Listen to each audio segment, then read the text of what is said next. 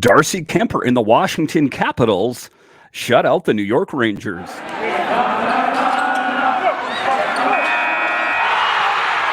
You're Locked On Capitals, your daily podcast on the Washington Capitals. Part of the Locked On Podcast Network, your team every day.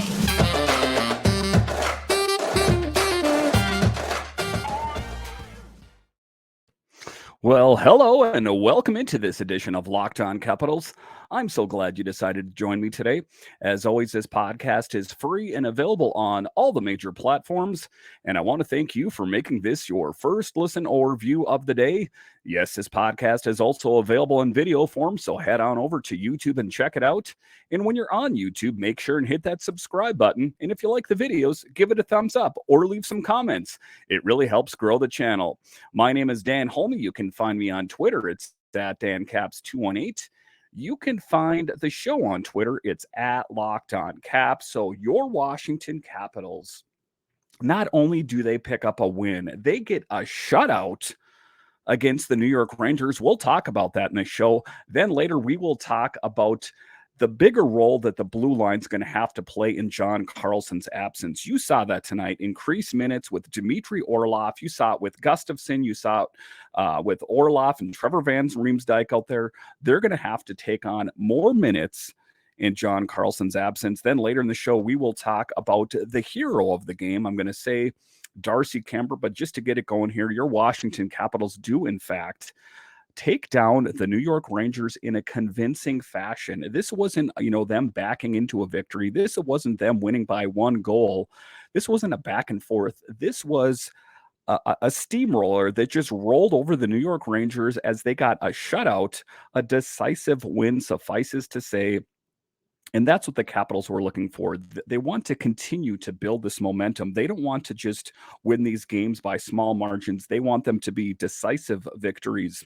This game saw goals by Connor Sheary, Lars Eller, Marcus Johansson, and Eric Gustafsson. So that was getting that great production all up and down the lineup, and it wasn't necessarily from the marquee names on the team. Again, Darcy Kuemper, perfect, 32 of 32 saved. There's not a whole lot more that we can ask for from Darcy. I mean, he is stringing together really great wins. We'll talk about him a little bit later in the show, but the Capitals got the goals scoring happening early as Mojo scores on a 5-on-3 power play. Mojo 9 goals on the season. And, he is turning into being one of these players that's really proving, Brian McClellan right. There was a lot of people that thought, myself to a certain extent, why did the Capitals sign Marcus Johansson again? I know that he was a pretty good player years ago, but is he going to still be that great player? And I think that he has proven himself that, yes, he is, in fact, still a great player. He is a great playmaker. And he has really great chemistry, and he's showing up on the score sheet, which is the most important thing. So just some really great production early.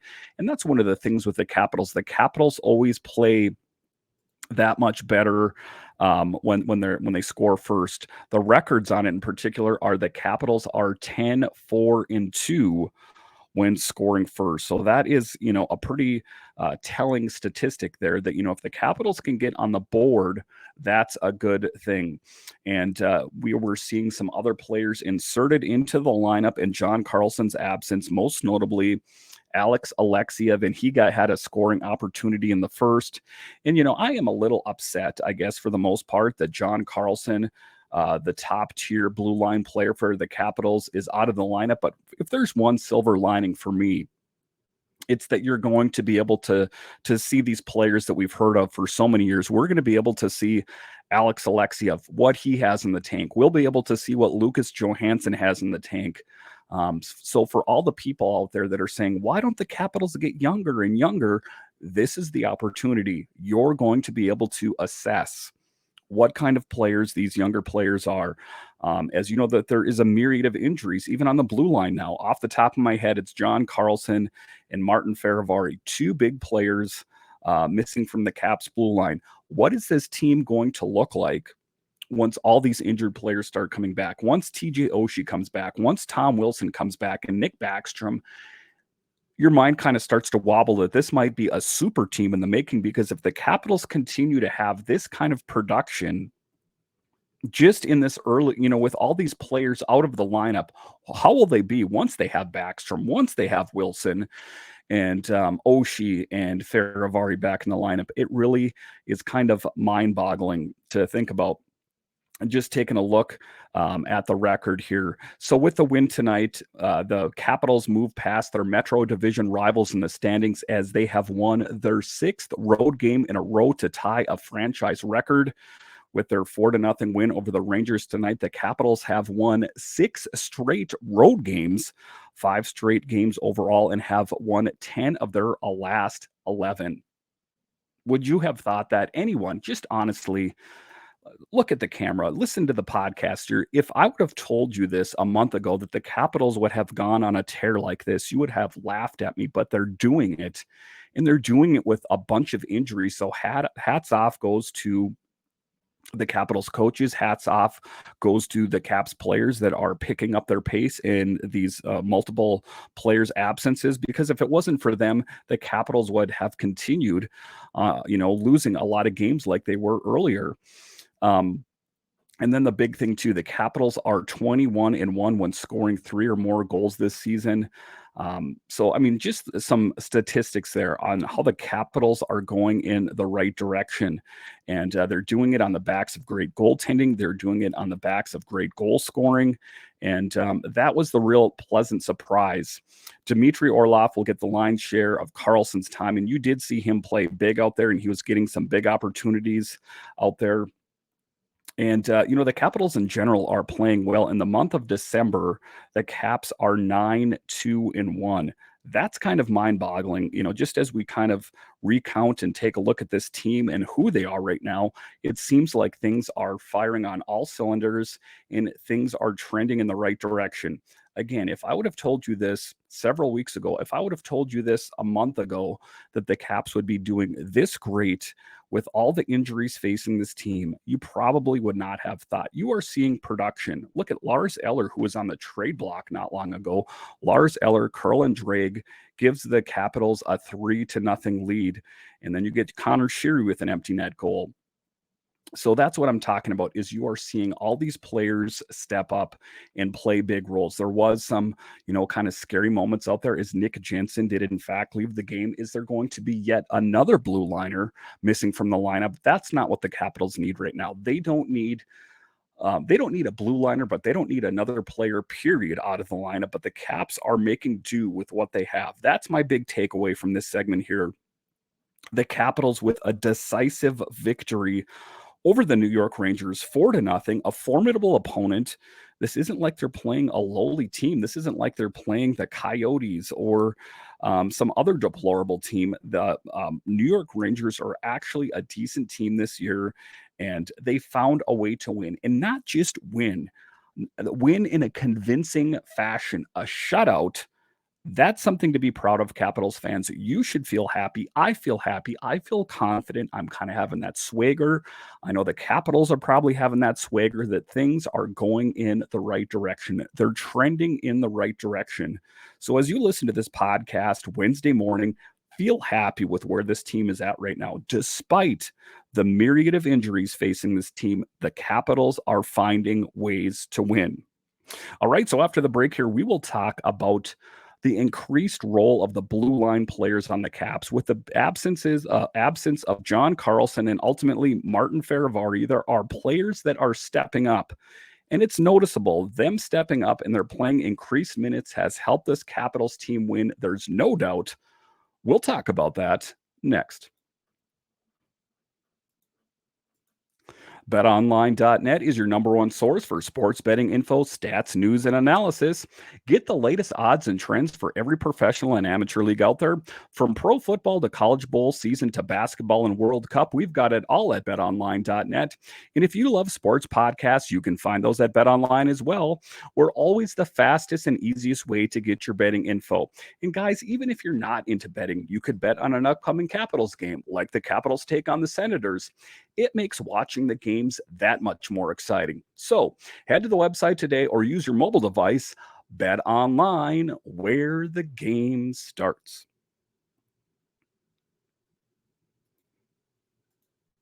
Thank you for making Locked On Capitals your first listen every day. Make sure to check out Locked On Sports today.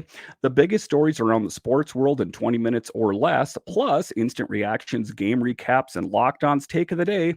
Locked On Sports today, available on YouTube, Odyssey, and wherever you find your podcasts. All right, welcome back into this edition of Locked On Capitals, where it's your team every day. In this episode, we are glowing in the fact that your Washington Capitals defeated the New York Rangers in a convincing fashion, a shutout, and they did it with Darcy Kuemper and net. We'll talk a little bit more about Darcy later in the show, but in this next segment, we are going to talk about the increased role that the Caps defense, the blue line, is going to have to take on in John Carlson's absence. Peter Laviolette said he is not saying that John Carlson is day-to-day. He's kind of going to be out indefinitely, which means it's bad. We don't know how long he's going to be out, but pretty much don't ask. It's going to be a while. So what does that mean? That means players like Gustafsson and Orlov are going to play increased minutes because those are the experienced players on the team, but you also saw it up and down the blue line. You also saw Trevor van Riemsdyk, and you also saw Matt Irwin playing a bigger role. So that is what you're going to see going forward. It is based on necessity. And like I talked about in the first segment there, it is also a great opportunity to see what some of these younger players have in the tank. See Lucas Johansson, see Alex Alexiev. So it is a great opportunity to see what the Capitals have. And I think that they have done a great job thus far and stepping up and playing a big role on this team. That's the big thing. Dmitry Orlov will get the lion's share of Carlson's time. Dmitry Orlov take on more ice time and leads the team with 23-27 in the game against the Rangers. Just, plug in a lot of minutes in there. Trevor van Riemsdyk, he finished with 21-27. John Carlson out. Gustafsson is one of the blue liners needing to take on a bigger role. These are my notes here. And that is what is going to have to be needed. I know that eventually we'll probably see Martin Feravari back at some point.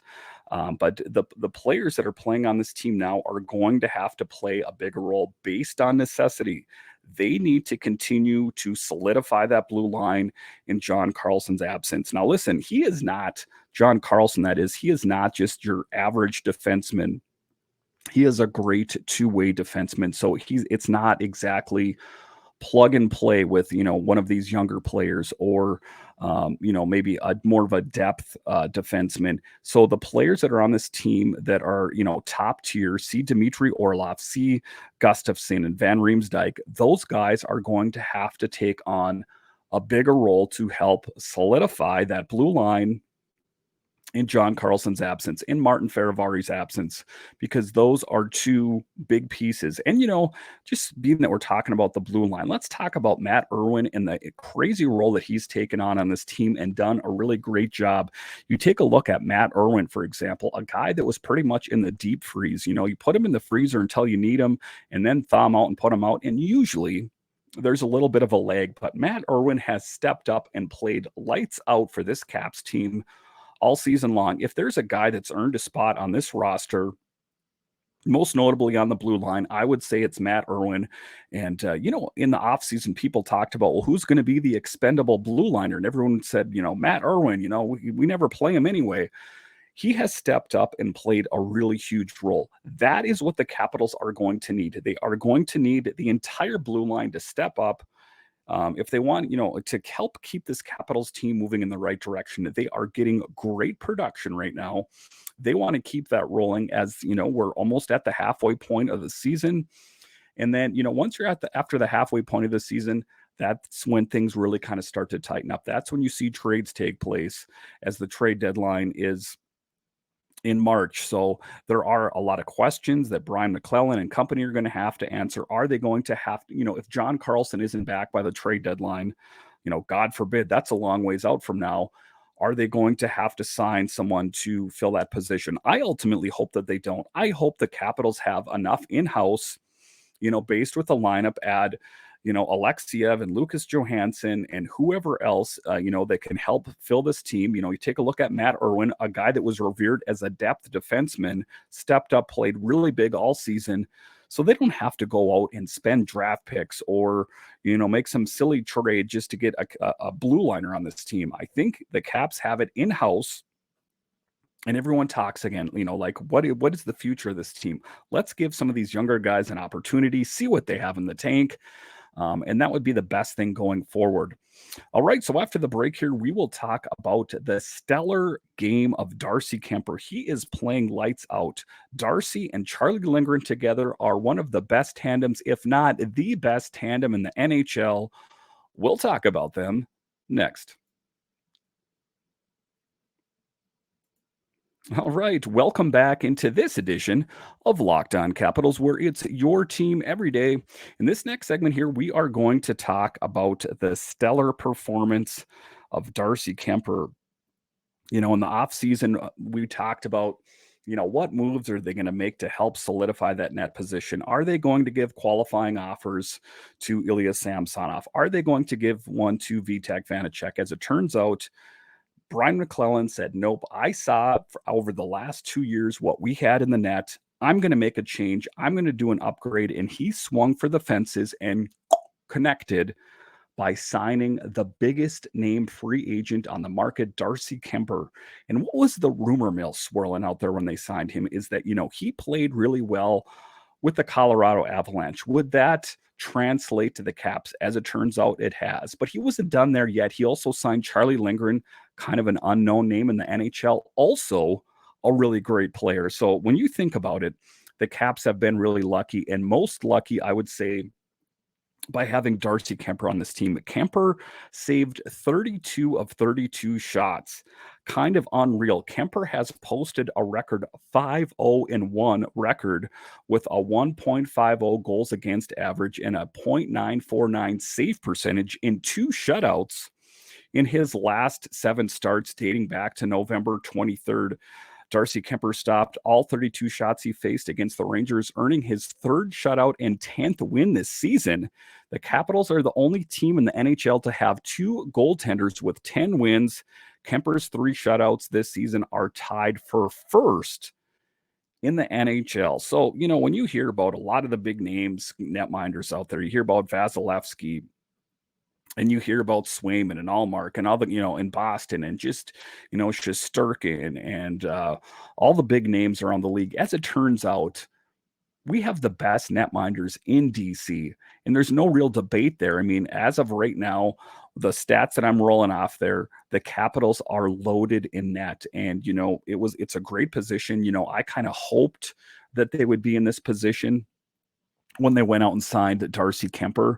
I was very excited, of course. I know that he was affiliated. He had just won a Stanley Cup with the Colorado Avalanche the year before. So on paper, I thought, this is a good thing. This is a good position for the Capitals to be in.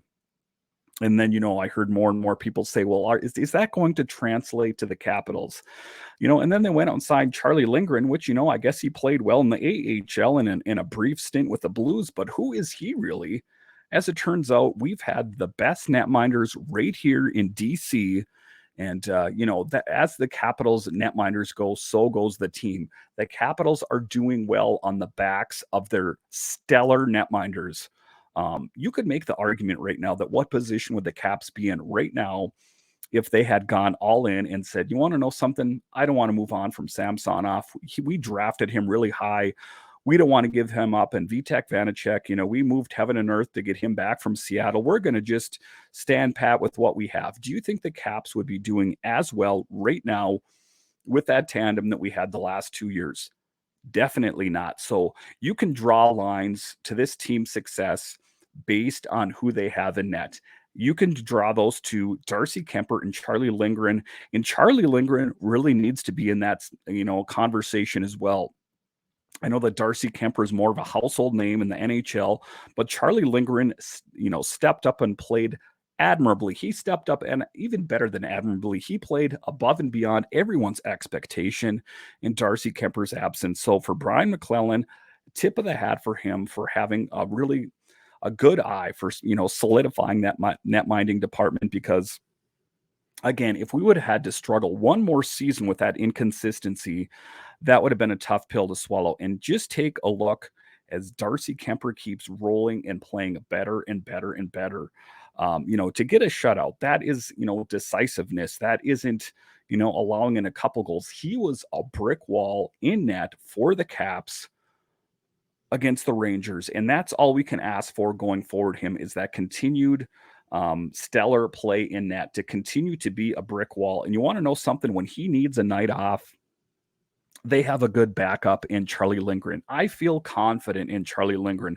If I hear that Charlie's in net, I'm not like, oh, well, how are they going to play like I did last year? If you guys remember last year, is it going to be Samsonov? He played 2 good games and then he lost a bunch in a row, or Vitek Vanacek, kind of the same thing. You don't have those same feelings anymore.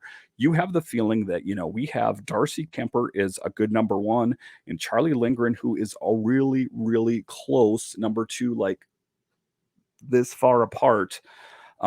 So there's not, it's almost a 1-1A situation. So the Caps are in a better position than they've been in years. I would say better than since back to the Holtby Grubauer tandem. So just a really great tandem. And I do feel confident in this team going forward, despite everything that was said, despite some of the things that I may have said. I think the Capitals are in a great position to do things in the postseason this year. Am I going to say they're going to win a Stanley Cup? I'd love them to. Are they going to do it? I don't know. But all I know for sure is they are trending in the right direction. They picked up a really solid win tonight, and they are stringing together wins. And it's a team that's binding together despite the myriad of injuries, despite everyone panning them to, not be nearly as good this year. Look at what Alex Ovechkin has done. Look at what the net minding tandem has done. Look at the blue line stepping up. Look at the forward stepping up. I mean, you're missing Backstrom and Wilson, 2 huge pieces out of the lineup, and the Capitals are finding a way to keep winning. That speaks volumes of this team. Don't ever doubt them. Every team out there is going to have high points. They're going to have low points. It's easy to dwell on the low points, but people don't often want to dwell on the high points. Capitals fans, that was a statement win tonight against a really great Rangers team, and the Caps shut them out. That is a big statement. And if that doesn't, solidify your hope in this team, at least in part, when you consider all the injuries that are on this team, it's a great time for me to be a Capitals fan. Thank you for making Locked On Capitals your first listen today. Now make Locked On Sports Today your second listen. Peter Bukowski brings the biggest stories from around the sports world in 20 minutes. Get the analysis and opinions before anyone else with our local and national experts and insiders. Locked On Sports Today podcast available on YouTube, Odyssey, and wherever you find your podcast. So once again, thank you for joining me on this edition of Locked On Capitals, where it's your team every day. My name is Dan Holming, and I'll talk to you again next time.